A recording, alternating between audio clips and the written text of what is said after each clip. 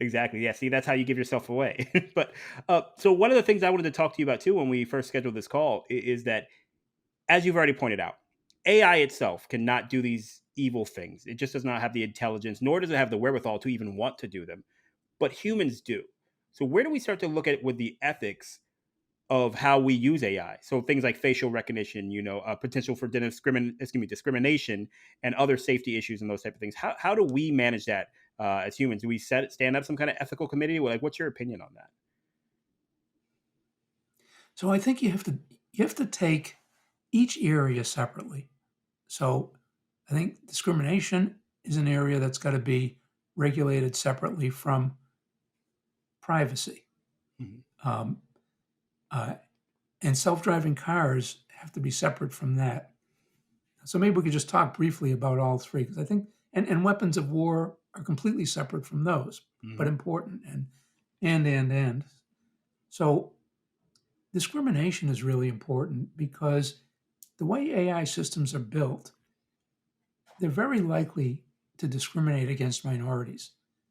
Facial recognition is a great example because most of the facial recognition systems were trained using images of white males. Mhm. They don't work as well for females or for minorities. So what that means is, let's say you build a terrorist detection system. You Mhm. know, the cameras pick everybody up in the airport, and you're trying to recognize terrorists. Well, that system won't do as well on minorities, which on the one hand is good because if you're a minority terrorist, you've got a better chance of getting through. Right.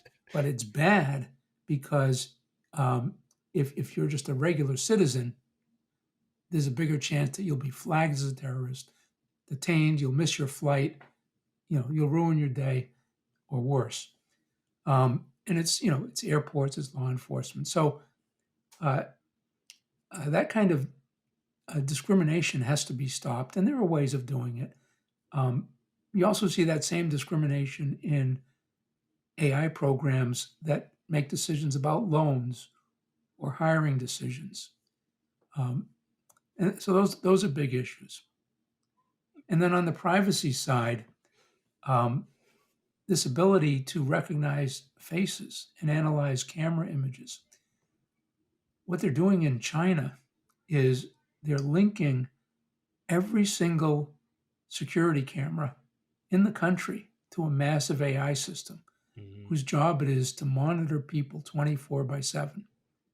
There was a well known novel called 1984 by George Orwell. Yeah. Yeah. Big Brother, they called the system. They're basically implementing Big Brother. And to me, that's very scary when you think of people's privacy. Now, I don't think that could happen in the United States because we're so sensitive to privacy here. Um, but that technology is there to do it. So privacy needs to be regulated separately. And then, sorry for the long answer, No, no, no. It's good. It's good. You're going very in detail, and I appreciate it.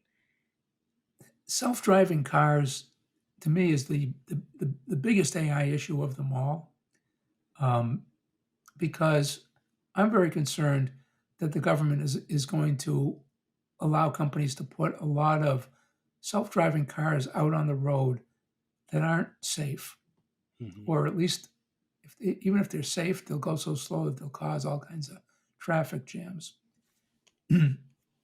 And I think the government, the NHTSA in particular, the National Highway and Transport Safety Authority, should be requiring proof of safety. Just like they require proof of safety for the car's brakes or other systems, they should be requiring proof of safety.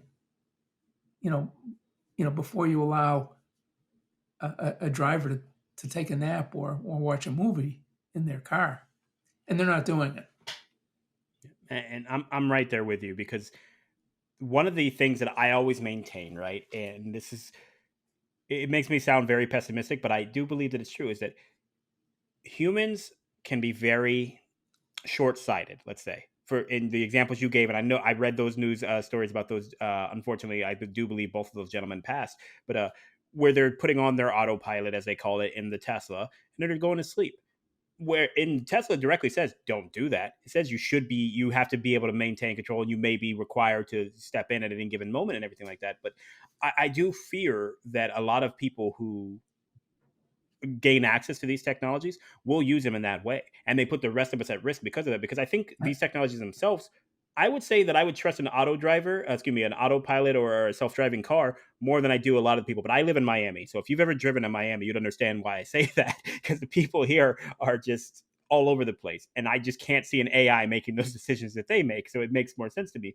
But I do fear oh my that God. how do we manage that, because we've had some of the accidents there, and then we talk about things like, again, if we want to get really down the rabbit hole here, and I know you would love to, but I don't think the audience might. But the ethical question for an AI machine, if is, do I hit this bus which has 20 people on it, or do I hit this pedestrian who's walking across the street?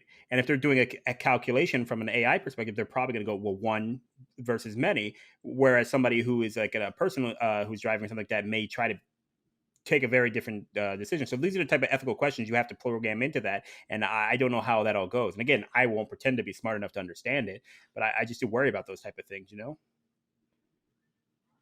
So, let's take the ethical question first, 'cause I think that one's really easy. Yeah. And the answer to that one is, so how many of your friends or family or anybody have you ever met anybody you've ever talked to who's had to make the decision while they're driving a car whether to hit the bus or the pedestrian? Not a pedestrian, but a dog. Yes. I've been in the car, unfortunately, when we had to make that decision. Is that right? Yeah. Yeah. You So, know but, yeah. Brandon, I've given this answer like 50 times and everybody said, "No, never met anybody." So thank Yeah. you very much for Yeah, ruining you're my welcome. You're answer. welcome. But I imagine we made the same decision that a car would too. I mean, an auto, excuse me, self-driving car would. So we didn't do any better. Yeah. Yeah, no, it's a tough one, but I think the bigger issue for me is I have a Tesla. I love my Tesla. Mhm. I drive it 90% on autopilot, but I'm always aware of the road, and I'm always aware to take over within a split second. And I would estimate that in the almost 2 years I've had my Tesla, um, if I were watching a movie or not paying attention, I would have had 100 accidents, many of which I wouldn't have survived. Yep. That's very scary. And now that, of course, the technology is getting better, but the other part about self-driving cars, and this is the part that really gets me, is people assume that because computers process faster than humans, they're going to be able to drive more safely. But that's a fallacy. I mean, it might be that they can someday, but Mhm. it's not a valid assumption. And the reason is because we have no idea how to program computers to think, to handle those situations that everybody's Mhm. had that, come up. You see somebody zigzagging and you say, oh, I wonder if that person's drunk, or, Yep. well, you don't have black ice, but, Oh, you have but conditions I'm for originally black from ice Ohio, here. so I'm here. very familiar with black There you ice. go. um, how do you get computers to handle them? There are probably millions or billions of those. How do you get computers to handle all those what are called edge cases? And if you can't, what does the car do when it encounters one of them? I Mhm. remember a case where when I was driving from West Palm Beach to Miami on 95, and I was in one of those traffic jams. Except it wasn't one of those traffic jams. It was the one to end all traffic jams. Yeah. And what the police had to do was they finally blocked off an exit, and they went in from the back, and they signaled cars to one by one, back up, turn around, and drive off the exit because they weren't going to clear it for like a day or two. Oh, wow. Now, how is a self-driving car going to figure out what that policeman is telling them to do? Thanks for checking out Starting Nowhere. Come find us on Facebook so you can comment on this and other clips and episodes of Starting Nowhere.